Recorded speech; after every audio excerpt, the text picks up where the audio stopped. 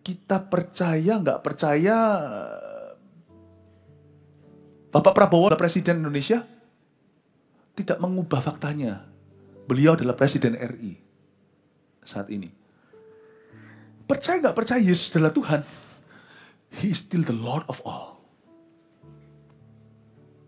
Nah, berita ini harus imbang, karena seringkali orang mengupas agama dengan cara, oh Tuhan tuh menerima kita apa adanya. Iya, I know, tapi apa gunanya agama kalau hanya mengajari manusiawi? Kalau hanya mengajari filsafat manusia? Kekristenan itu mengajarkan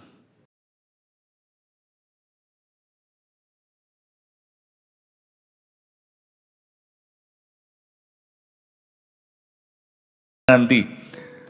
Menu ibadah hari ini 5 kali tentang kebangunan rohani, jadi sedikit sejarah, banyak kita bedah tokoh-tokoh Alkitab maupun tokoh-tokoh di dunia modern sejarah gereja. 5 ibadah beda-beda. Baktian 1 tadi fondasi, lalu habis itu ada biografi-biografi. Kebaktian sebelum ini saya bahas tentang Nabi Nuh, lalu John Alexander Dowie.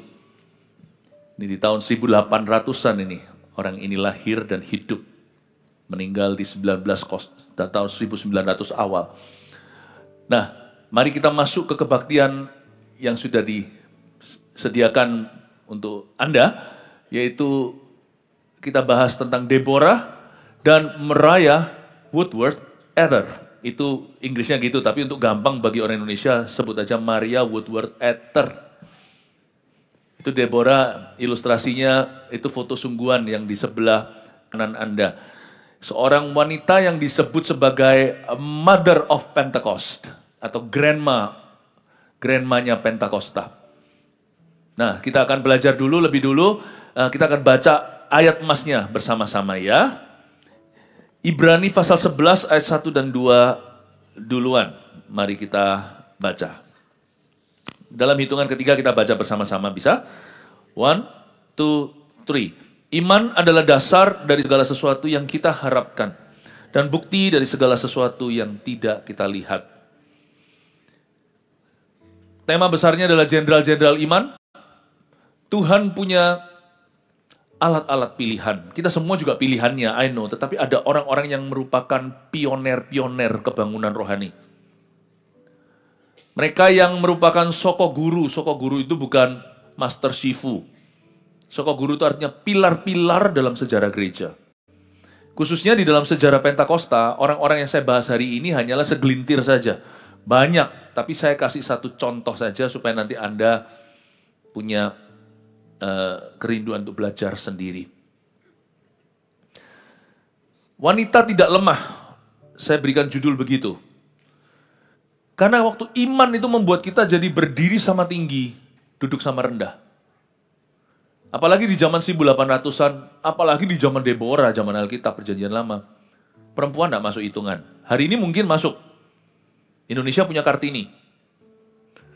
Lalu sekarang ada emansipasi.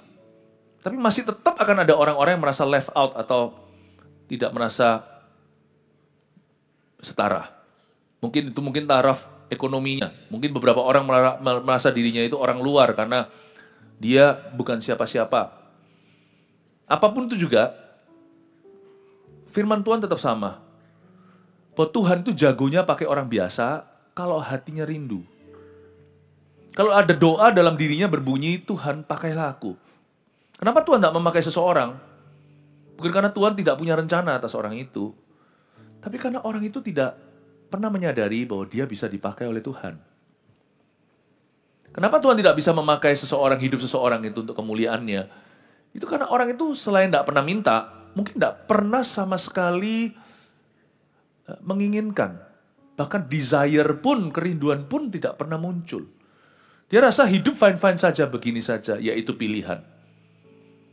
Sejak saya bertobat, di hati saya since day one, dari hari pertama. Kartu perdana iman saya itu adalah pakailah aku ya Tuhan. Iman adalah dasar dari segala sesuatu yang kita harapkan. Sejak kita dilahirkan kembali, kita tidak boleh hidup dengan cara dunia dan berpikir dengan cara mereka. Kita dilahirkan baru itu bukan pindah agama. Banyak orang hari ini di dalam gedung gereja, mereka nggak lain, hanyalah orang-orang yang memeluk agama Kristen. Atau orang masuk ke gereja tidak lebih daripada sekedar bergabung dengan sebuah gereja atau sebuah institusi rohani.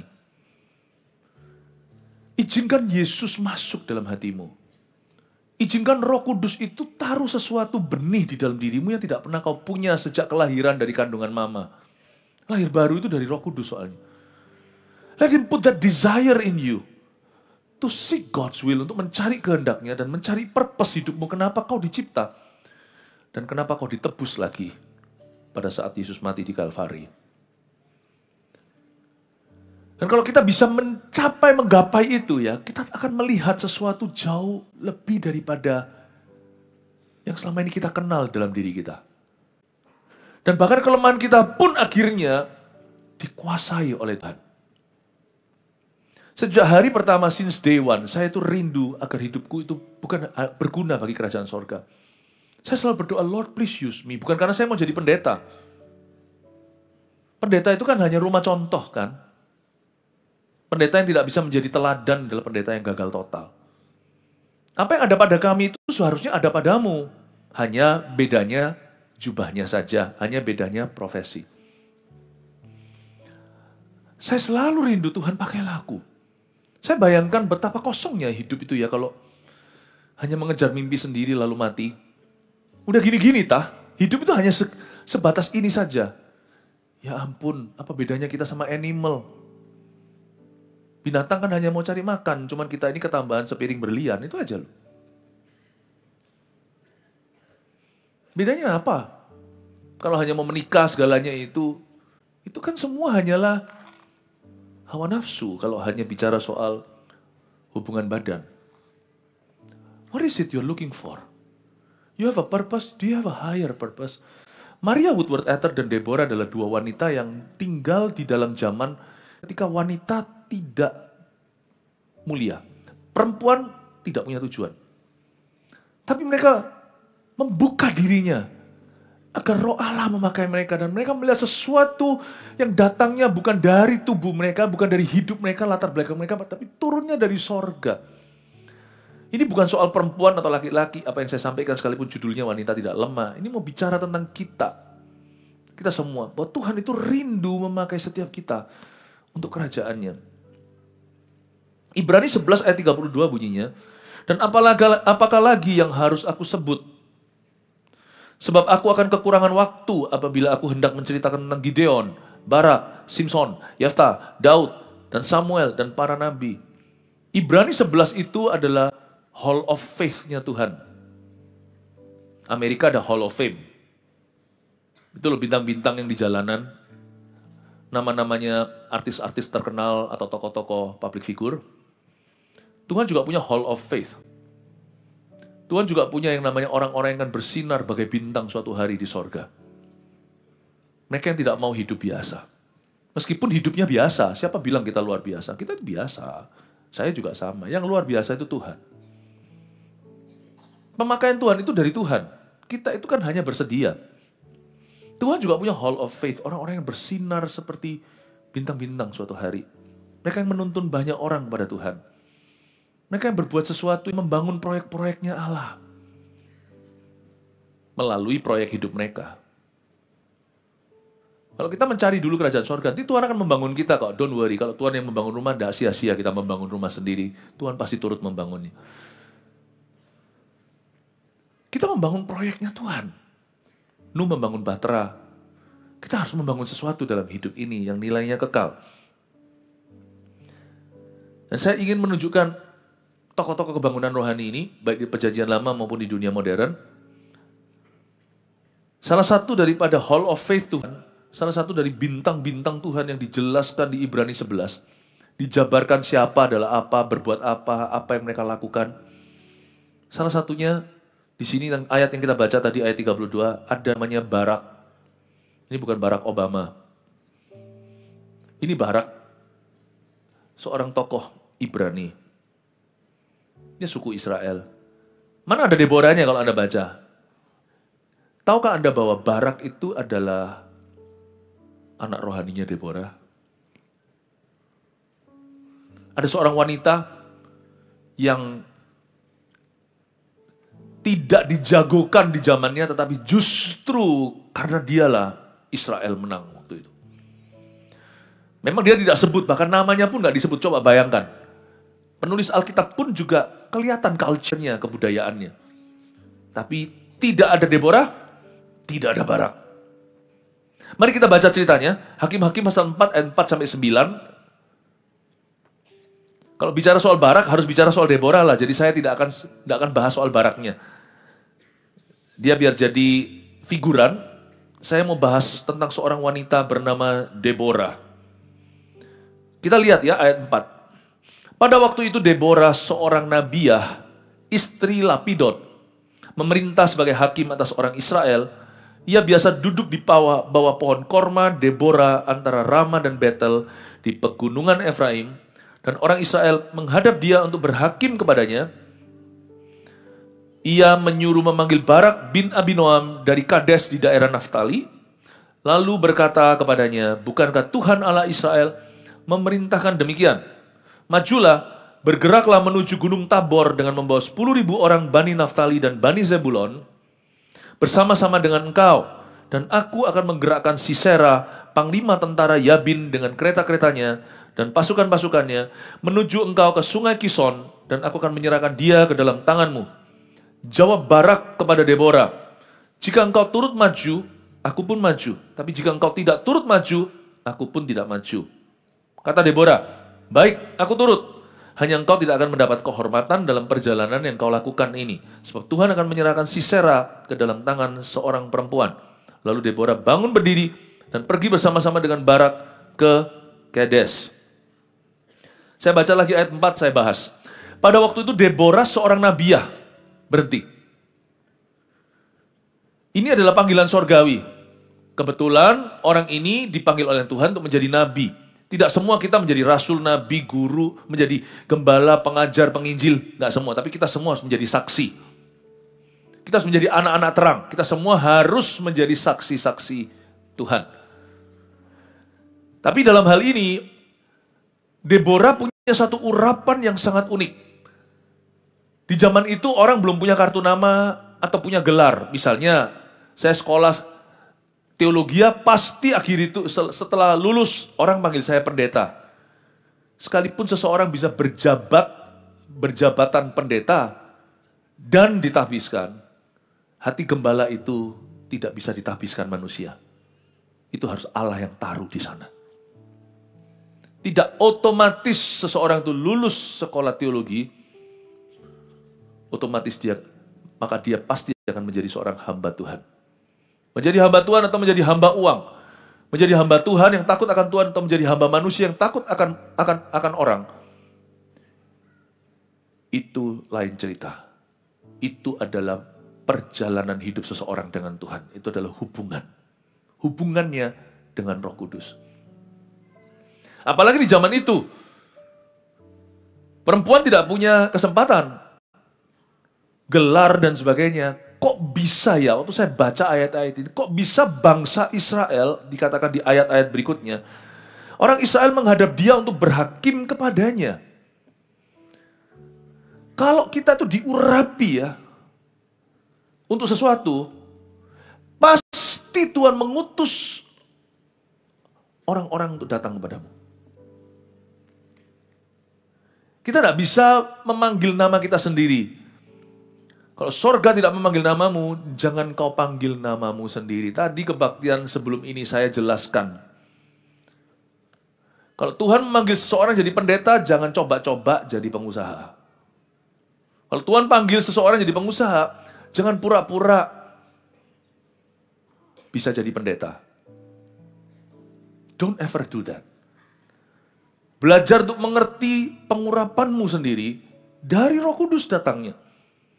Never be pretentious, jangan pernah pura-pura seolah-olah kita bisa menjadi seseorang yang Tuhan tidak pernah panggil kita. Jangan pernah kita coba-coba untuk menjadi sesuatu yang Tuhan tidak pernah tentukan. Dia seorang nabi ya. Ini a heavenly calling, ini panggilan yang sangat surgawi. Dan ini bukan karena Deborah ngaku-ngaku loh ya. Kalau Anda melihat sifat seperti ini harus hati-hati. Orang yang ngaku-ngaku, aku nabi. Kalau dia nabi, orang lain yang mengakui. Orang lain yang akan tahu. Orang lain akan merasakan anointingnya, urapannya. Dan mereka akan melihat bukti-buktinya bahwa dia seorang nabi. Dan akan menyaksikan buah-buahnya secara nyata. Hati-hati dengan zaman sekarang ini, yang namanya manusia suka memberi gelar sendiri. Bahkan ya di antara pendeta pun, itu jabatan organisasi. Kalau di gereja kita ada yang namanya pendeta pembantu, PDP, PDM, pendeta muda. Bukan berarti usianya muda, pendeta muda itu bisa usianya tua. Tapi dia asisten gembala atau pendeta penuh, PDT. Itu jabatan. Tapi jawatan itu dari Tuhan. Jawatan itu Efesus. Karena Tuhanlah yang naik ke sorga, mengambil tawanan, dan mengembalikan ke dunia ini dalam bentuk karunia-karunia jawatan. Ada orang yang dipanggil menjadi rasul, nabi, dan ada yang dipanggil menjadi penginjil, gembala, dan guru. Sama bisa, sama-sama pendetanya, tapi buah dan urapan orang itu yang akan membuktikan apakah dia seorang rasul, seorang nabi, seorang guru. Jadi kita harus mengerti kebenaran ini, karena ini juga kebenaran dalam firman. Saya rasa sudah waktunya jemaat kita itu mendapatkan makanan lebih keras. Itu bukan berarti makanan yang keras itu tidak sama dengan marah-marah atau tuduh-tuduh orang. Makanan keras itu artinya sesuatu yang sudah melampaui hal-hal dasar seperti pertobatan, pengampunan dosa, penumpangan tangan, baptisan. Come on lah, kalau belum dibaptis segera dibaptis. Supaya kita itu bisa move on, ngomong nanti kalkulus, nggak terus matematika 1, 2, 3. Lain cerita kalau orang baru masuk ke gereja, nggak pernah ke gereja sebelumnya, mulai dulu dengan A, B, C, D, E, F, G. Tapi kalau sudah 10 tahun jadi orang Kristen, 20 tahun, kita masih seputar berkutat di area itu aja, kepahitan-kepahitan, mau kapan kita akan dipakai Tuhan? Ya kan? Nah, saya mau ajari Anda, supaya Anda mengerti bagaimana menilai panggilan hidup seseorang, panggilan seorang hamba Tuhan, panggilanmu sendiri. Ingat sesuatu ya, jawatan pelayanan seseorang bukan jabatan organisasi, beban, pengurapan, kerinduan, panggilan orang itu, dan kelihatan buah-buahnya di mana. Itu dari Tuhan. Itu dari Tuhan. Kita mau contoh metode orang, nggak tentu bisa ngalami impact atau dampak yang sama. Kalau Tuhan tidak menyertaimu dengan cara demikian, jangan kau coba. Kebaktian sebelum ini tadi saya ceritakan seorang hamba Tuhan yang selevel, sejaman dengan Maria Woodworth Etter yang akan kita bahas, yaitu hamba Tuhan namanya John Alexander Dowie yang lahir 1847. Maria Woodworth Etter ini lahir 1844.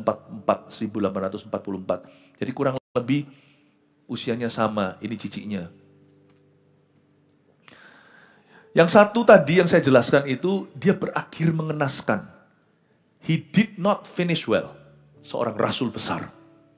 Powerful sekali. Di bawah pelayanannya, tapi Tuhan itu tetap setia. Meskipun hamba Tuhan itu tidak setia, Tuhan tetap ada. Tuhan tetap setia. Tapi dia tetap bayar harga. Karena dia salah, tetapi Tuhan tetap setia. Di bawah pelayanan hamba Tuhan yang saya tadi jelaskan sebelum ini, ya, Alexander Dowie, muncullah hamba-hamba Tuhan luar biasa seperti John G. Lake, misionaris dahsyat ke Afrika. Itu saya nggak bahas kali ini. Muncul juga Charles Parham. Kalau Anda tahu Charles Parham itu nanti di bawah pengaruh orang ini juga. Mereka itu kan sejaman. Jadi dua-dua ini seperti Paulus dan Petrus. Tapi yang satu wanita. Di bawah influence, pengaruh rohaninya, pengaruh ilahinya, muncul seorang hamba Tuhan namanya Charles Parham. Yang menjadi pioner cikal bakal katalisatornya.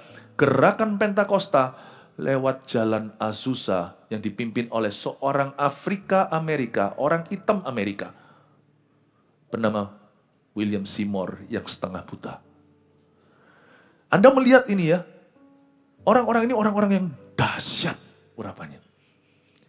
Tapi yang satu tidak berakhir bagus, yang ini berakhir bagus. Maria Woodworth Etter.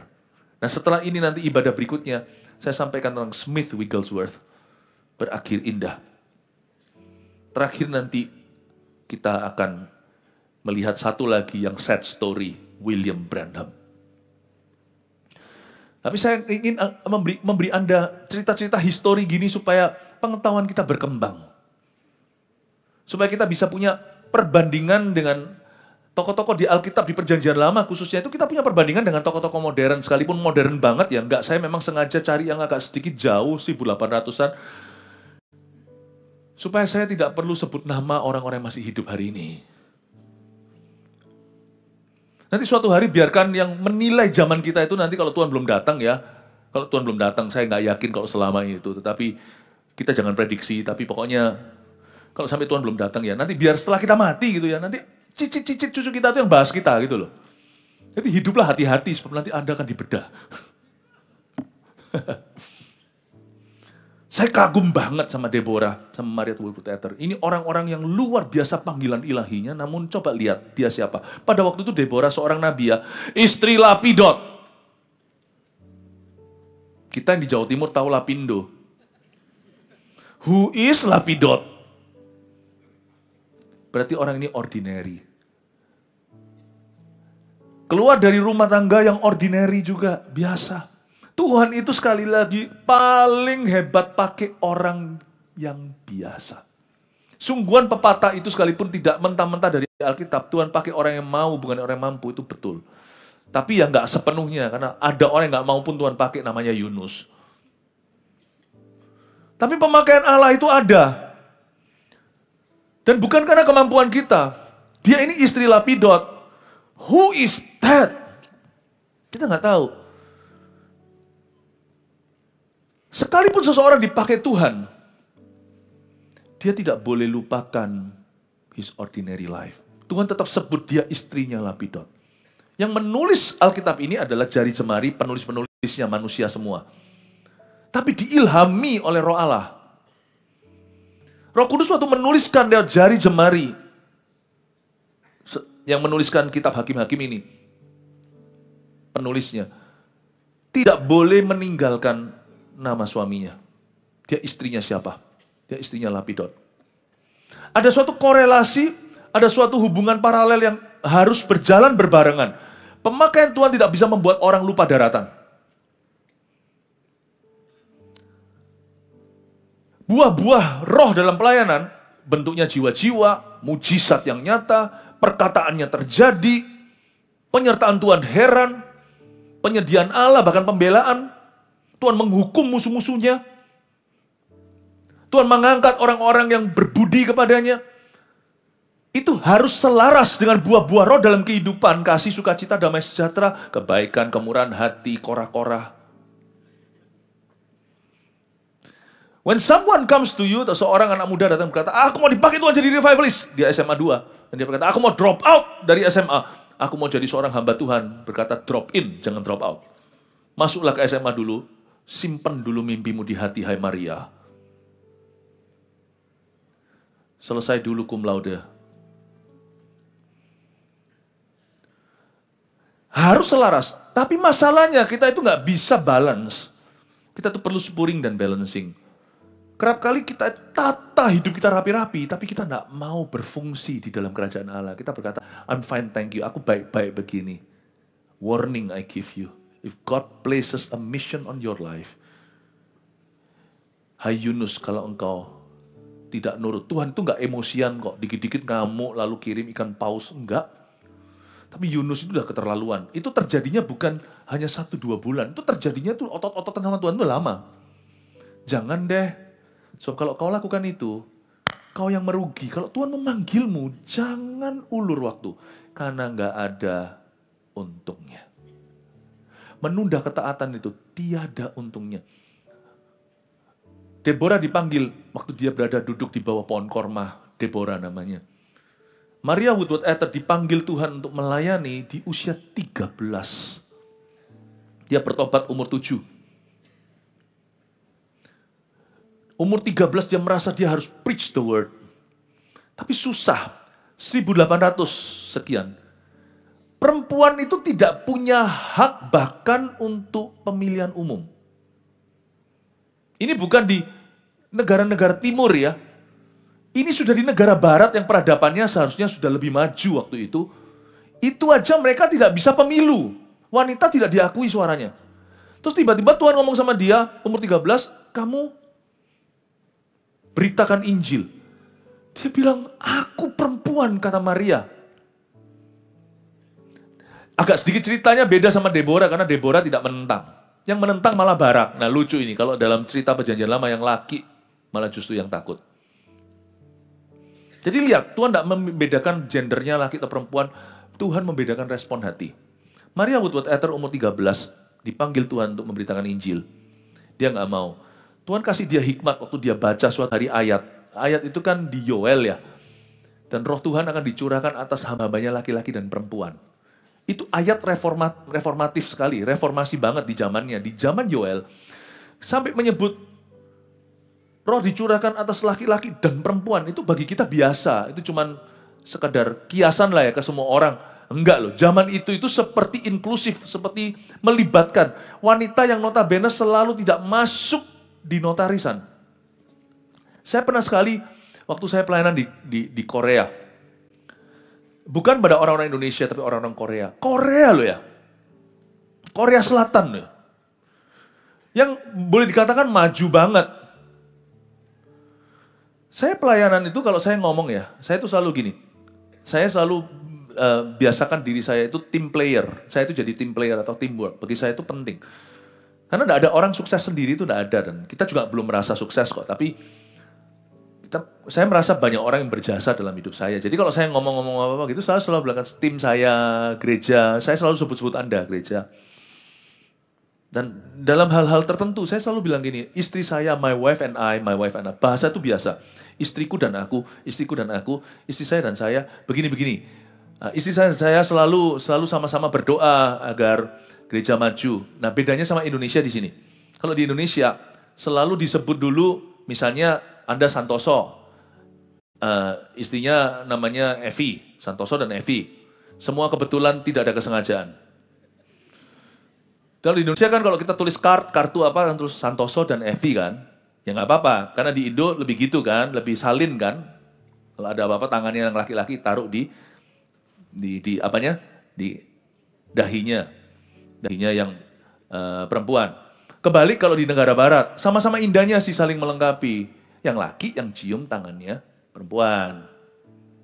Itu lebih banyak di Amerika nggak begitu. British masih begitu ya istilahnya ya. Gitu ya. Nah, kalau ditulis kartu di dunia barat, kebalik, Evi and Santoso. Laki dulu, gentleman, ladies first. Nggak masalah. Nah, saya selalu ngomong kalau waktu di Korea, my wife and I. Dan itu shock buat banyak orang. Beberapa pendeta ngomong sama saya, selama ini nggak ada yang namanya pendeta-pendeta Korea. Itu kalau ngomong itu selalu dia itu nansuhan tacangfu. Bahasa Chinese-nya. Macho man. Kalau saya Philip misalnya, Philip. Istri itu sudah langsung kabur dan redup. Dia tidak ada suara dan tidak dikenal siapa-siapa. Dunianya cowok banget. Cowok sekali. Jadi saya ngomong kayak gitu. My wife and I. Itu aja nggak biasa loh bagi orang-orang Korea. Rasanya saya nggak pernah dengar yang begini. Selalu kalau ngomong apa cerita itu selalu ceritakan saya dan istri saya. Coba pahami culture ini ya. Di zaman ini aja masih begitu loh. Zaman itu lebih ngeri. Wanita itu dianggap properti. Sorry, tapi itu terjadi zaman itu. Dia just property. Silent, benda mati, don't talk.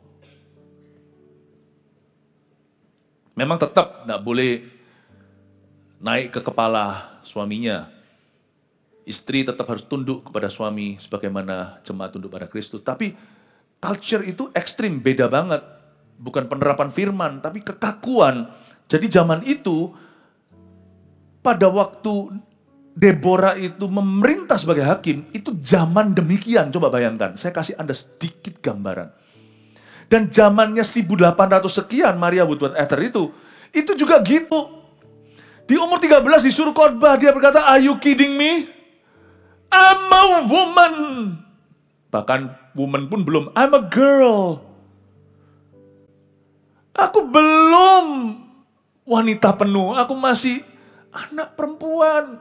Tapi Tuhan kasih dia ayat. Kamu lihat, kamu tinggal taat. Bahwa aku akan mencurahkan rohku ke atas hambaku laki-laki dan perempuan. Itu membuka matanya. Tapi apakah Maria Woodworth Etter langsung taat? Tidak. Saya kasih singkatnya, dari umur 13 dia dipanggil untuk berkhotbah. Dia ulur undur sampai dia umur 30 baru berkhotbah. You know what happened? Lalu dia berkeluarga segalanya. It's okay, memang kan dia harus jadi istri lapidot dan sebagainya. Tetapi dengan lari dari hadirat Allah, lari dari panggilan. 13 ke 30 itu berarti ada 17 tahun vakum. Dia mengundur dan mengulur-ulur panggilan Tuhan yang mulia atas dirinya. Nggak bisa lah, nggak inilah, nggak itulah. Selalu alasan. Dia punya 6 anak. Dari 6 anak, 5 anaknya mati. Saya nggak ngomong ini berarti, ayo takut-takuti. Nggak mau jadi CGL ya nanti. Oh enggak. Bukan, itu bukan moralnya. Itu bukan moral ceritanya. Moral ceritanya di sini adalah Allah itu daulat. He is king, dia itu raja. Dia itu kudus. Hati-hatilah kalau kita mau jadi Yunus. 5 anaknya meninggal dunia. Ada biografinya macam-macam, tidak hanya satu sumber. Tapi saya dulu sekali waktu saya masih kuliah, saya pernah baca biografi yang lain di mana salah satu anaknya sebelum meninggal malam itu, dia bilang sama mamanya, "Ma, I'm going to heaven." Itu membuat saya terharu. Aku mau ke sorga. Mamanya bilang, "Hus, ngomong apa kamu itu?" Tak lama kemudian, anaknya memang sudah tidak bernyawa. Tidak ada gimana. Ya sudah, pergi dengan begitu. You know, God is real. Ini semua bukanlah fiktif. Ini bukanlah fantasi. Ini semua histori, karena ini biografi. Ini kejadian sungguhan. Tuhan nggak pakai cara cabut-cabut nyawa gitu. Tapi saya ingin Anda tahu bahwa your God is powerful. He doesn't negotiate with his creation. Dan dia tidak negosiasi dengan ciptaannya. Dia tidak negosiasi. Bukan berarti Tuhan jahat. Jangan di sini terus gampang-gampang kecewa sama Tuhan. Ketahuilah bahwa moralnya Tuhan itu sempurna, karakternya sempurna, kekudusannya sempurna, kasihnya sempurna. Tapi jangan lupa, He is still God. Dia tetap adalah Allah.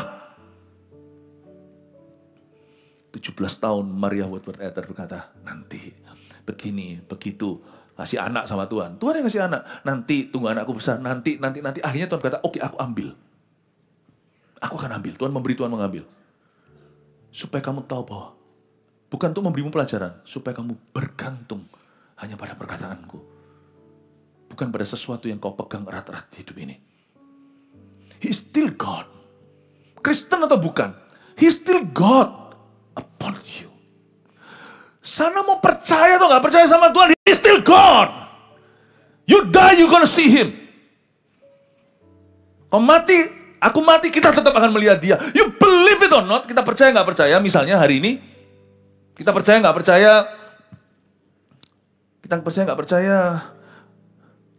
siapa ya? Kita percaya nggak percaya, Bapak Prabowo adalah Presiden Indonesia, tidak mengubah faktanya. Beliau adalah Presiden RI saat ini. Percaya nggak percaya Yesus adalah Tuhan, He is still the Lord of all. Nah, berita ini harus imbang, karena seringkali orang mengupas agama dengan cara, oh Tuhan tuh menerima kita apa adanya. Iya, I know, tapi apa gunanya agama kalau hanya mengajari manusiawi? Kalau hanya mengajari filsafat manusia? Kekristenan itu mengajarkan who God is, siapa Tuhan. Supaya kita tahu bagaimana meresponi Dia, dan Tuhan tidak jahat. moralnya sempurna. Tapi belajar dari Maria Woodworth Etter ini, saya belajar bukan ketakutan sama Tuhan. Saya belajar takut akan Allah. Artinya saya belajar untuk revere Him. Atau belajar untuk mengagumi Dia dengan rasa takut dan gentar. Bukan seperti orang ketakutan mau diapa-apain. Tapi dengan kekaguman. Ya Tuhan, jadilah kehendak-Mu atas hidupku. Amin Bapak Ibu. Nabia istri Lapidot memerintah sebagai hakim. Dan orang Israel menghadap dia untuk berhakim kepadanya. Sekarang kita lihat ya, ia menyuruh memanggil Barak bin Abinoam dari Kades di daerah Naftali, lalu berkata kepadanya, bukankah Tuhan Allah Israel memerintahkan demikian? Garis bawahi, bukankah Tuhan Allah Israel memerintahkan demikian? Tuhan kalau cuma main perintah aja, saya juga gak mau ikuti dia. Dia yang memerintahkan, dia juga menggenapi firman-Nya sendiri dengan mati di Kalvari. Tuhan adalah tipe bos yang bukan suruh-suruh, tapi dia tunjukkan how to do it. Tapi janganlah gara-gara Tuhan itu mati di Golgota, disiksa, semua orang tertawa, Tuhan kok mati, Tuhan kok dianiaya. Ingatlah, bahkan ketika dia mati di kayu salib itu, dipakukan seolah tak berdaya karena demi Anda dan saya. Kalau dia turun dari kayu salib itu, kau yang harus naik ke situ. Sekalipun detik ketika Yesus menyerahkan nyawanya, kepadamu kuserahkan nyawaku, dia berkata sudah selesai, lalu dia mengembuskan nafas terakhirnya. He still God. Di atas Calvary itu, He still God. Dia tetap Allah. Dia tidak pernah meninggalkan kuasanya. Dia mengosongkan dirinya, iya, bukan meninggalkan keilahiannya. Jadi tidak heran bahasa ini harus kita ngerti kalau kita menganggap Yesus bukan hanya tokoh Kristen, rabi, atau hanya sekedar juru selamat saat Natal. Kalau kita menganggap Yesus sebagai Tuhan, you don't get saved. Anda tidak selamat kalau hanya mengaku Yesus sebagai juru selamat. Yesus adalah juru selamat dan Tuhanmu. He is God, He is the Lord of all. Dan karena dia Tuhan, biasakan dengan bahasa ini. Bukankah Tuhan memerintahkan? Kita harus biasa dengan ini. Tuhan memerintahkan. Ini yang disebut dengan makanan keras. Sesuatu yang lebih lanjut daripada sekedar, oh penerimaan, oh aku disembuhkan, oh aku dimengerti. Kita harus mengerti sekarang, kita sudah cukup dewasa untuk mengenal Bapa kita, kenallah dia lebih. Bahwa dia adalah Raja. Bukankah Tuhan Allah Israel memerintahkan demikian? Kata ini harus terbiasa kalau kita mau ikut Tuhan. He commands you. He commands you. Dia memerintahkan kepadamu. Hubungan saya dengan Tuhan itu, saya tunjukkan sebagai gembalamu. Hubungan saya dengan Tuhan bukan bitter sweet, tapi sweet and sweet. Tapi manisnya dengan Tuhan itu baru terasa kalau kita belajar tunduk pada otoritasnya. Karena saya tidak mau sekalipun hidup sehari pun menjadi musuhnya. Sebab itu akan jadi nightmare sesungguhnya. Siapapun bukan menjadi nightmare saya. Masalah apapun yang datang bertubi-tubi bukan nightmare atau mimpi burukku. Selama Tuhan waktu saya bangun tidur berada di sisi ranjangku. Tapi kalau Tuhan berseberangan, siapakah bisa menolong aku? Majulah, bergeraklah menuju Gunung Tabor dengan membawa 10.000 orang Bani Naftali dan Bani Zebulon bersama-sama dengan engkau. Dan aku akan menggerakkan Sisera, panglima tentara Yabin dengan kereta-keretanya dan pasukan-pasukannya menuju engkau ke sungai Kison. Dan aku akan menyerahkan dia ke dalam tanganmu. Kalimat aku akan menggerakkan Sisera. You see, when God anoints someone, waktu Tuhan mengurapimu dan Tuhan hendak memakaimu dengan cara tertentu, maka Tuhan yang akan menggerakkan orang-orang kepadamu atau menggerakkan sesuatu. Saya sebut atau saya baca ini di ayat di Alkitab saya tulis God, the mover of hearts. Tuhan itulah yang menggerakkan hati. Aku akan menggerakkan Sisera. Kita bisa ngaku-ngaku punya visi, tapi kalau memang visi itu dari Tuhan, kalau visi itu memang dari Tuhan, Tuhan akan menggerakkan pembangun-pembangunnya. Kita bisa taruh gelar pada diri sendiri, kayak mau apa, kayak taruh di kartu nama lah, mau rasul lah, mau nabi, segalanya juga. Kalau Tuhan tidak menggerakkan siapa-siapa, dan tidak terjadi apa-apa, apapun gelar itu akan menjadi hampa. Itulah sebabnya kita harus bermodalkan hubungan dengan Tuhan dan doa. Bukan business plan. Bukan angan-angan. Karena apa yang lahir dari hubungan dengan Tuhan itu baru berbuah. Di luar aku kamu tidak bisa berbuat apa-apa. Itulah sebabnya jangan kita itu takut dan merasa terancam kalau misalnya dalam dunia bisnis Anda atau bidang Anda apapun juga Anda merasa seperti mau disikut. Percayalah. Kalau Tuhan menyertaimu, Tuhan pasti akan memberimu instruksi nanti. Orang bisa meniru metode Anda, tidak akan punya keberhasilan yang sama. Karena tidak seorang pun bisa mengambil sesuatu bagi dirinya, kecuali dikaruniakan dari sorga. Suatu hari mereka salah ngerti. Pengikut Yohanes Pembaptis loh padahal. Mereka melihat Yesus membaptis orang lebih banyak, padahal Yesus sendiri tidak membaptis sampai murid-muridnya. Maka mereka semuanya datang dan protes ke gurunya dan berkata, guru, tahu nggak orang yang kau baptis itu, yang kepadanya kau berkata, inilah anak domba Allah yang mengangkat dosa dunia, itu sekarang membaptis lebih banyak orang. Yohanes bukan entertain dan manjakan. Yohanes Pembaptis ini dewasa. Biasanya kalau kita lagi sedang afterglow atau sudah mulai menurun efeknya, kalau lihat orang lain bangkit itu kan kita iri. Biasanya justru akhirnya kita negatif campaign atau kampanye negatif terhadapnya. Yohanes tahu kok, yang gini-gini itu nggak bisa dibuat. Dia ngomong sama pengikutnya, dia nggak rasa tersanjung kok dibelain sama mereka. Dia berkata, gini loh, no one can take upon himself anything but what is given from heaven. Nggak ada orang bisa mengambil sesuatu bagi dirinya kecuali diberikan dari sorga kepadanya. Itu anak domba Allah, my cousin itu, sepupuku itu. Dia membaptis orang lebih banyak. Kamu tahu enggak, untuk orang bisa tergerak sampai gitu itu, kalau bukan Bapak memberinya, nggak bisa. Sebab orang-orang yang ngaku-ngaku banyak, tapi orang-orang yang menunjukkan result, itu nggak banyak hasil. Hasil itu di tangan Tuhan. Tapi ya jangan kecewa sama Tuhan kalau belum ada hasilnya atau kalau belum berhasil. Tapi ingatlah bahwa hasil itu dari Tuhan. Karena itu jangan pernah kita itu takut. Dan jangan pernah kita itu iri sama sukses orang lain. Kalau Anda dan saya mau berhasil sendiri, itu dari Tuhan datangnya. Carilah tahu Tuhan terlebih dahulu. Carilah kerajaan sorga dan kebenarannya. Nanti Tuhan tahu apa yang harus dia tambahkan. Tapi kadang-kadang sebelum tambah-tambahan, Tuhan juga mau kurangi sesuatu dalam hidupmu. Juga jangan dilawan. Sama Tuhan itu jangan hanya mau tambahan. Kadang-kadang tambahan Tuhan itu harus melalui kurang-kurangan tertentu. In order sebelum gereja dari 3.000 menjadi 5.000 itu, matematika Tuhan itu gini. Coba sekarang ya, saya ajak kita matematika. Ya.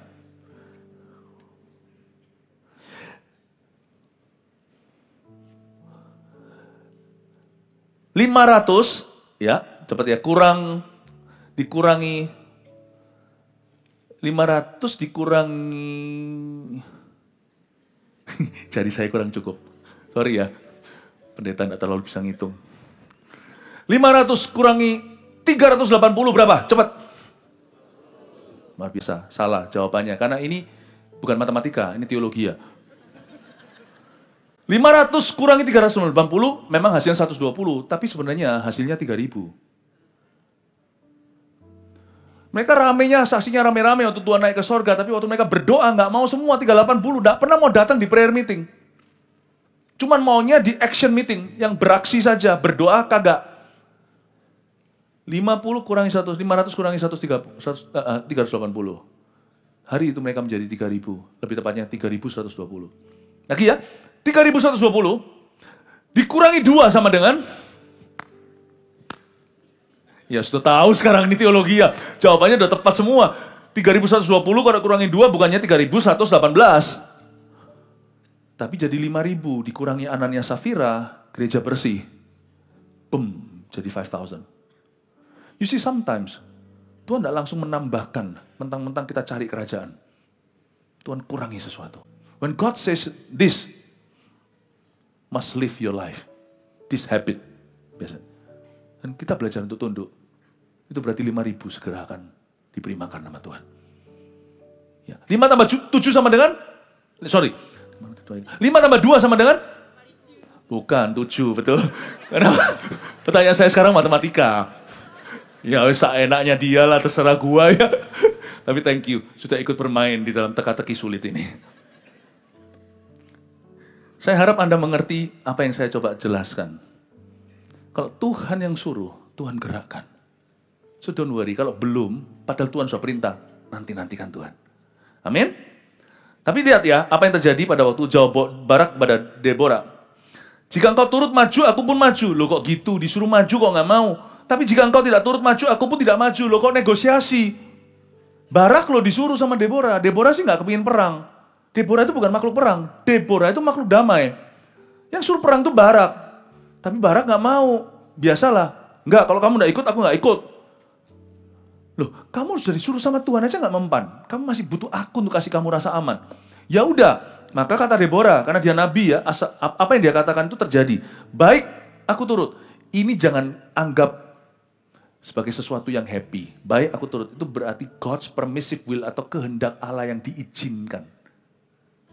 Ini plan B. Plan A itu selalu terindah, yaitu ketika Tuhan bicara, kau lakukan. Waktu kita negosiasi, ada plan B. Karena Tuhan itu murah hati, nah itu bahayanya. Kemurahan Tuhan itu juga bahayanya bagi kita. Dan kalau kita paksa, Tuhan bisa loh ngomong iya. Tapi waktu Tuhan berkata, iya, baik aku turut lewat Deborah. Hanya engkau tidak akan mendapat kehormatan dalam perjalanan yang kau lakukan ini. Sebab Tuhan akan menyerahkan Sisera. Sisera itu seorang jenderal musuh, panglima bala tentara, ke dalam tangan seorang perempuan. Itu ada ceritanya tuh di sana. Sisera akhirnya mati di tangan seorang wanita nomaden, wanita yang tinggal di dalam tenda. Sisera mati di tangannya. Jadi nggak terlalu glorious. Lalu Deborah bangun berdiri dan pergi bersama dengan Barak ke Kedes. Kenapa nggak glorious? Ini bayangkan gini ya. Kalau misalnya zaman lagi Amerika perang nih, mau tangkap teroris A. Teroris itu ditangkap tangan sama Navy Seals atau sama marinirnya mereka. Misalnya, wah itu pasti gimana kan? Wah heboh. Coba bayangkan ya, betapa tiba-tiba kurang seru. Jadi drama Korea pun nggak bisa.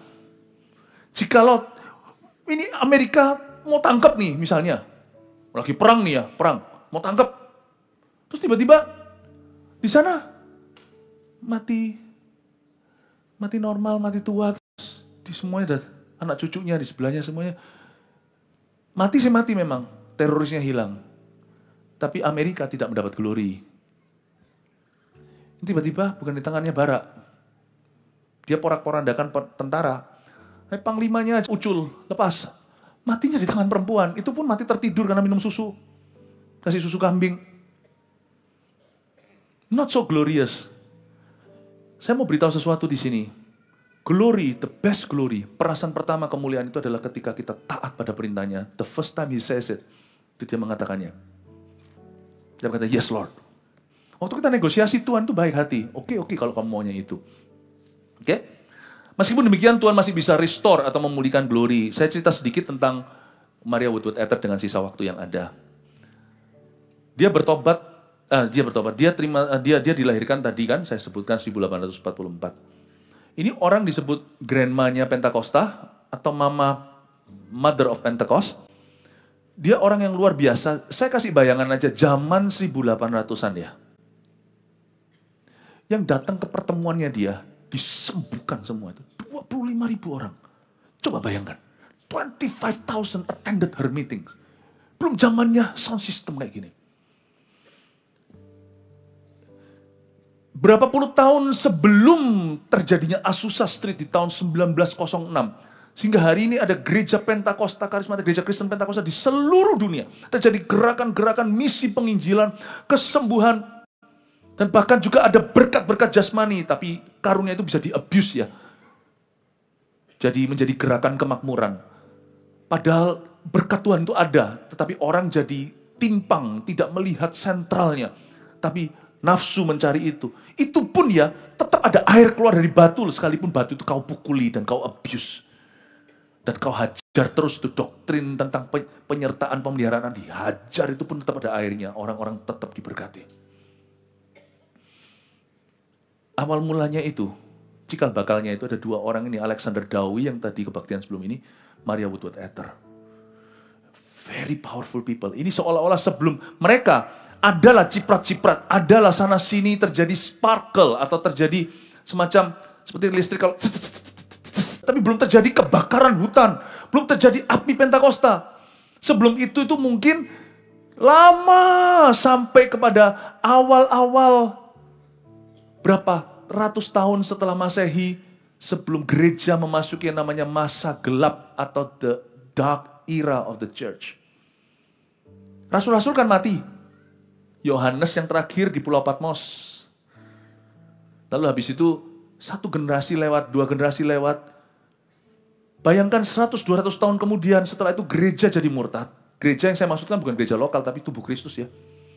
Ratusan tahun kemudian itu nanti di tahun 1800 bukan hanya itu, tetap Tuhan itu punya orang di setiap zaman. Saya nggak bisa bahas satu-satu ya sejarah gereja dari Martin Luther segalanya. Tapi ini dalam sejarah Pentakosta. 1800 muncul seorang hamba Tuhan, seorang laki-laki dari keluarga yang miskin namanya Alexander Dowie, tapi juga muncul seorang wanita. Tuhan memulihkan dari dua sisi penggenapan nubuatan Yoel, hambaku laki-laki dan hambaku perempuan. Maria Woodworth Etter dibangkitkan. Dan dia benar-benar berpengaruh sekali untuk Azusa Street itu terjadi. Suatu hari, begini caranya Tuhan suruh dia khotbah. Lihat sebuah angelic vision, dia melihat dalam sebuah penglihatan seorang malaikat masuk. Jangan lupa, Maria Woodworth Etter bukan dari keluarga yang percaya. Jadi kadang-kadang Tuhan memberikan pengalaman supranatural itu tetap ada. Bukan berarti kalau kita sudah pegang Alkitab, pengalaman supranatural nggak ada, bukan. Tapi juga kita tahu bahwa di mana pewahyuan itu dim, atau di bawah pewahyuan itu redup, di situ penglihatan menjadi nyata. Tidak heran di tempat-tempat yang sulit diinjili, kita doa, tiba-tiba orang mendapatkan penampakan Tuhan Yesus itu terjadi. Jadi ini bukan soal gereja konservatif atau gereja karismatik, bukan. Tapi Tuhan itu baik, karena Tuhan itu ingin menjangkau semua manusia. Tuhan masuklah. Kirim seorang malaikat masuk dalam penglihatan seorang anak perempuan. Dan waktu dia masuk, dia melihat. Ditunjukkan, dia punya spirit seperti Yeskiel, dibawa Tuhan pergi ke west. Yaitu pergi ke daerah barat Amerika, entah mana. Tapi dibawa seperti dalam penglihatan melihat ladang penuh dengan gandum. Kuning-kuning golden emas gandumnya. Lalu dia ada suara kepadanya, preach. Waktu dia khotbah itu gandum-gandum berubah menjadi berkas-berkas gandum yang berjatuhan semuanya. Ditaruh di tanah, seperti itu berjatuhan, ditaruh di tanah, dituai besar-besaran. Siapa sangka itu menjadi manifestasi setiap kali Maria Woodworth Etter berkhotbah. Orang-orang yang skeptis segalanya, mungkin dia butuh kuasa gini, dan kita juga merindukan kuasa demikian. Caranya boleh lain, boleh sama, sesuai kehendak Tuhan, tapi kita tahu bahwa Tuhan kita hidup dan dia masih melakukan perkara supranatural.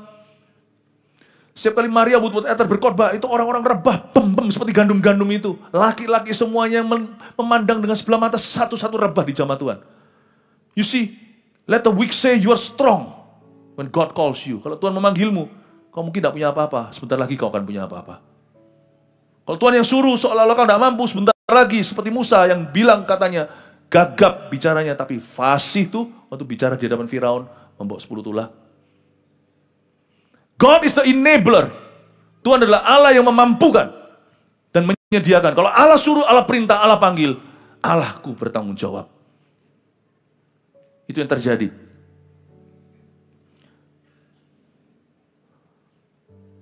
Tapi Maria Woodworth Etter tidak punya kehidupan yang too happy. Dia menikah di saat-saat sebelum punya anak itu, dia menikah, zaman itu Amerika masih konservatif, tidak ada seks di luar nikah. Tapi dia menikah dengan seseorang dan suaminya itu selingkuh di saat dia pergi pelayanan. Akhirnya setelah pulang, suaminya menceraikan dia. Ini bukan sesuatu yang bagus. Setiap hamba-hamba Tuhan kalau bisa punya pilihan, apa yang Tuhan kasih dalam hidupmu, perjuangkan. Jangan jadi quitter. Tapi yang ini lain cerita. Ini karena sang laki-laki berzinah terus. Dan akhirnya Maria Woodworth Etter dicerai. Setelah dicerai, laki-laki ini berubah menjadi musuh pelayanannya. Dan dia jelek-jelekkan Maria setengah mati. Bunuh karakternya. 1 tahun setengah nggak sampai laki ini mati. Do not touch my anointed. You see, Maria tidak pernah berkata, aku diurapi. Urapan itu berbicara sendiri. Tapi kalau kita tahu ada urapan, gak usah takut, Tuhan yang membelamu. Laki itu mati, tapi kematiannya bukan sebagai pesta atau perayaan kemenangan. Maria Woodworth Etter teruji hatinya dan dinyatakan benar di hadapan Tuhan. Iman itu selalu bukan hanya berakhir mujizat. Iman itu juga berujung righteousness. Kalau orang bisa menunjukkan iman lewat mujizat, orang itu juga bisa menunjukkan dengan iman yang sama. Dia menang atas kedagingan. Respon hati Etter berbeda. Pada waktu suaminya mati di funeral atau penguburannya, Maria Woodworth Etter yang sudah menjadi penginjil dunia saat itu, menjadi seorang rasul yang luar biasa, rasul wanita, yang jarang kelihatan. Mungkin di zaman rasul-rasul ada, kalau Anda baca di Roma 16 itu ada yang namanya, ada nama-nama perempuan di situ, Trifena dan sebagainya. Itu adalah kelompok-kelompok rasul-rasul yang di zamannya Paulus. Tapi yang di zaman modern mungkin jarang. Maria Woodworth Etter salah satu. Dalam kesibukannya dia sempatkan datang ke pemakamannya suaminya. Dia nggak pernah sekalipun mencacati mantan suami. What a woman of God. Nggak heran dia ini. Ini luar biasa. Ini ada orang yang tidak standar lah. Dan suatu hari ketika dia didatangi oleh seorang hamba Tuhan lain yang seliting sama dia, namanya Alexander Dowie. Kalau Anda mau tahu cerita tentang beliau, Anda dengarkan kebaktian sebelumnya ini. Alexander Dowie sangat terpukau melihat lawatan Tuhan yang terjadi. Dia berbicara di hadapan ribuan orang, dikasih kesempatan sebagai rekan pelayanan, kan mereka seusia, sejaman. Dia bicara yang baik tentang Maria Woodworth Etter, tapi pulang dari situ entah dia kerasukan apa. Mungkin anak orang iri ya, sesama hamba Tuhan pun bisa saling menjatuhkan karena iri hati. Maka Alexander Dowie, bahasa Inggrisnya cross the boundary. Dia menginjak di luar, mulai keluar batas, menginjak di luar imigrasi Allah tanpa visa dengan mencibir hamba Tuhan lain tanpa sebab musabab. Setelah berapa kali terus-menerus Maria Woodworth Etter tidak pernah ngomong sepatah kata. Ini seorang yang kita patut teladani. Mau disikat kanan kiri, dia nggak pernah komentar. Dia fokus pada misinya. Sekali dia terpaksa berbicara, sekali saja dan itu direkod. Dia berkata begini, mengutip Maria Woodworth Etter kira-kira demikian. Bukankah dia datang ke pertemuanku dan memuji pekerjaan Tuhan saat itu di hadapan ribu? Kenapa sekarang dia berbalik melawanku dan berbicara begitu? Aku tidak pernah berbuat salah sama dia. Aku selalu memperlakukan dia sebagai rekan, sebagai mitra, sebagai teman, dan juga bahkan sebagai saudara, brother. Maka aku serahkan orang ini ke tangan Tuhan. Sedangkan aku akan terus berbuat apa yang benar dan menyelesaikan apa yang aku emban dari Tuhan. Aku akan fokus pada apa yang Tuhan suruhkan. Dan dia bicara sama pengikut-pengikutnya. Dia berkata, 2-3 kali di San Francisco, di dalam ceramahnya khotbah, bukan khotbah tentang healing kek, bukan tentang miracle kek, bukan tentang melepaskan orang dari tawanan kek, bukan tentang keselamatan jiwa orang kek. Dia serang aku 2-3 kali di San Francisco. Dan orang-orang di situ yang tadinya sangat simpatik dengan dia, waktu mendengarkan dia jelek-jelekin saya, mereka jadi muak dan berdiri semuanya. Dan meninggalkan pertemuan itu dan datang ke aku. Datang ke saya, kata Maria. Aku tidak mau bicara lebih dari ini lagi. Dia hanya berkata gini, mulai sekarang kuserahkan dia ke tangan Tuhan. Dan lihatlah, nanti ujungnya antara dia dengan saya, jemaat akan melihat. Dia bilang begitu. Bahwa dia akan berakhir memalukan. Tapi aku akan tetap hidup ketika dia sudah mati. Setelah Maria mengatakan itu, Zion City yang dibangun oleh Alexander Dowie bangkrut total. Karena orang ini berubah dari seorang hamba Tuhan, mau coba properti, real estate. Begini. Dan Maria Woodworth Etter, setelah kematian Alexander Dowie, masih hidup 17 tahun lagi. Dari sini kita tahu sesuatu yang saya tadi sampaikan di ibadah tadi. Jangan hati-hati, jangan saling serang anak-anak Tuhan, hamba-hamba Tuhan. Jangan lihat orang lain lalu kita iri. Jangan lihat orang lain, lalu kita sombong. Jangan minder, jangan sombong. Itu yang terjadi. Satu lagi ya, 1-2 cerita lagi lalu saya selesai. Maria Woodworth Etter ini diundang ke kanan kiri karena revival mulai terjadi sebelum Azusa Street mendunia. Dan suatu hari waktu dia datang ke suatu pertemuan, itu pertemuan adalah didominasi laki-laki. Ceritanya adalah dia sengaja karena populer demand, karena orang-orang jemaat dan jiwa-jiwa itu mengendaki Maria Woodworth Etter datang. Terpaksa panitia mengundang, tapi dikasih sesi yang paling pagi. Nggak masalah sih. Sehingga sesi sore dan siang, sore dan malam semua didominasi laki-laki. Dan pada waktu Maria Woodworth Etter berkhotbah, dikasih info, tolong diperpendek khotbahnya, supaya nanti sesi berikutnya ini mau diperpanjang. Jadi dia dibully sama laki-laki, sudah diurapi kayak gitu, sudah menjamah seluruh dunia, masih ada orang tidak suka dan mencoba untuk cut dia. Ini yang terjadi. Ini suatu pelajaran yang saya terima dari Deborah zaman itu. Pada waktu dia berdiri dan harus mengakhiri, biasanya dia tumpang tangan satu persatu. Karena dia berkata, saya minta izin untuk akhiri ibadah ini. Dan dia tidak bisa tumpang tangan ke siapa-siapa, karena waktunya terbatas. Dan dia hanya angkat tangan seperti ini. Ini kejadian dalam salah pertemuannya dia. Dia angkat tangan seperti ini dan berkata, dan dia hanya angkat tangan. Itu tiba-tiba orang yang pakai wheelchair, itu bangkit berdiri lari. Orang yang artritis, bengkok semuanya, lurus semuanya, dan orang-orang dilawat Roh Kudus, dia cuma angkat tangan gini, sambil dia pergi. Saya pelajari sesuatu, kalau kita sedang dianiaya, bahkan dalam kelemahan kita, kalau Allah menyertai kita, pengurapan justru jadi nyata. Kata-kata Paulus itu betul, ketika kita lemah, kita itu kuat. Kita tidak bisa melawan apa yang Tuhan set up. Saya pelajari sesuatu tentang Maria Woodworth Etter, bahwa bagi Tuhan tidak ada batas. Terakhir, dengan ini saya selesai. Maria Woodworth Etter ini meninggal dengan baik, tua, tidak ada bagaimana, meninggalnya itu seolah-olah cuma menghembuskan nafas terakhir dan langsung pergi bersama dengan Tuhan. Di masa yang sangat tua. Dan setelah itu, setelah dia meninggal, ada hamba Tuhan lain yang seolah-olah terinspirasi dengan dia, namanya Aimee Semple McPherson. Lalu setelah Aimee Semple McPherson itu meninggal, ada seorang hamba Tuhan namanya Kathryn Kuhlman, yang seperti seolah-olah menangkap jubah itu.